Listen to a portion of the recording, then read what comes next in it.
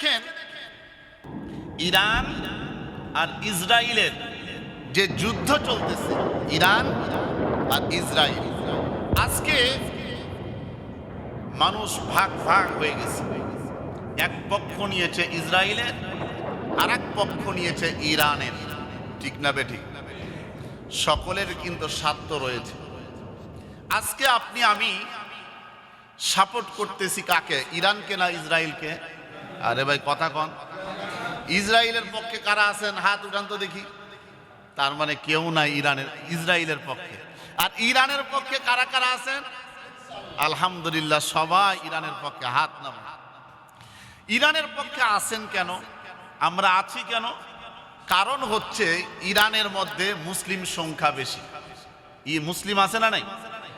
আছে। কিন্তু ইসরায়েলের নিয়ম বা সিস্টেম, তাদের আইন, ইসরায়েলের মধ্যে কোনো মুসলিম নাগরিকত্ব পাবে না। কোনো মুসলিম, কোনো মুসলমান ওই রাষ্ট্রের, ওই দেশের নাগরিক হতে পারবে না। তাদের রাষ্ট্রের, তাদের সাংবিধানিক, তাদের আইন।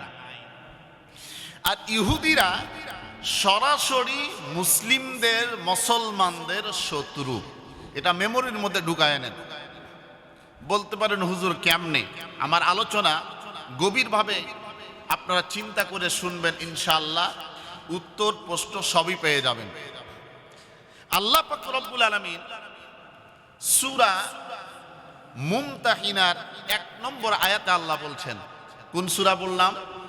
আরে ভাই কথা কন না কেন? সূরা মুমতাহিনার 1 নম্বর আয়াত।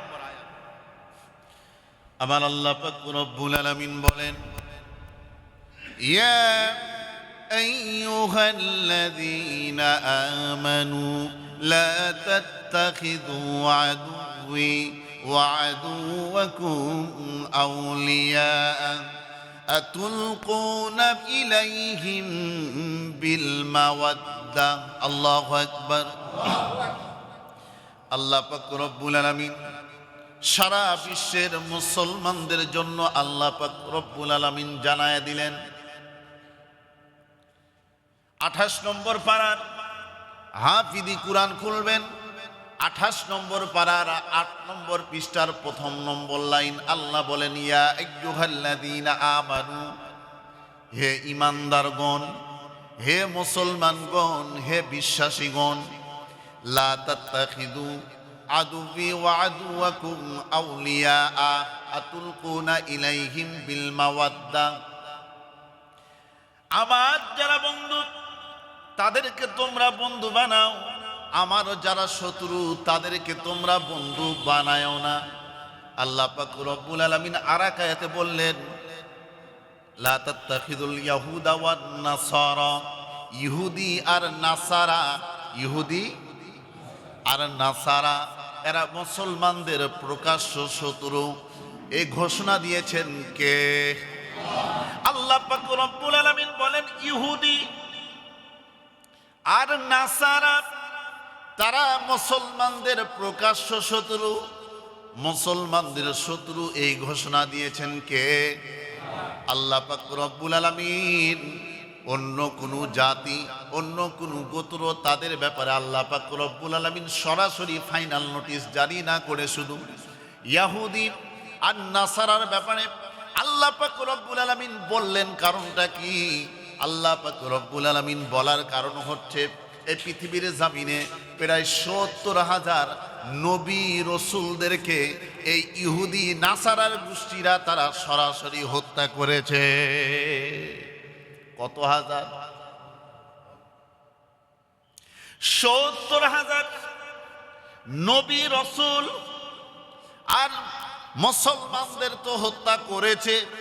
শুধু নবী রসুল 70,000 তারা হত্যা করেছে এই ইহুদি ইসরায়েল জাতিরা, ইহুদি জাতি, নাসারা জাতি। তারা আল্লাহ পাক রব্বুল আলামিন তাদের ব্যাপারে বলেন, তারা মুসলমানদের তারা শত্রু, আল্লাহর শত্রু তারা, মুসলমানদের শত্রু তারা।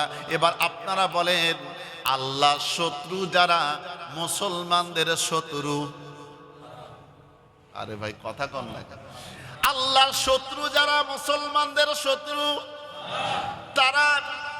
আজকে ইন্ডিয়া, ভারত এই ইহুদি জাতিদের সমর্থন করেছে, ঠিক না বেটি? ইন্ডিয়া, এই ভারত, এই মুশরিকের গোষ্ঠীরা তারা এই ইসরায়েল জাতি ইহুদিদেরকে সমর্থন করেছে। তার মানে তাদের পক্ষে ও মুসলমান ভাইরা, এটা আল্লাহর বিরুদ্ধে তারা সরাসরি অবস্থান নিয়েছে। সূরা মুমতাহিনা আল্লাহ পাক রব্বুল আলামিন কুরআনুল কারীমের মধ্যে বললেন, ইহুদি এবং নাসারা তারা আল্লাহর দুশমন, আল্লাহর শত্রু, তাদের সঙ্গে কোনো মুসলমান বন্ধুত্ব করতে পারবে না। এই ঘোষণা দিয়েছেন কে? আল্লাহ ঘোষণা দিলেন। তাহলে তাদের যারা সমর্থন করবে তাদেরকে বন্ধু বানাবে, সেই মুসলমানেরা কখনো তাদেরকে সম্পর্ক করতে পারবে না, তাদেরকে বন্ধুত্ব করতে পারবে না। এই ঘোষণা দিয়েছেন সরাসরি কোরআনের মধ্যে। তার নামটা কি?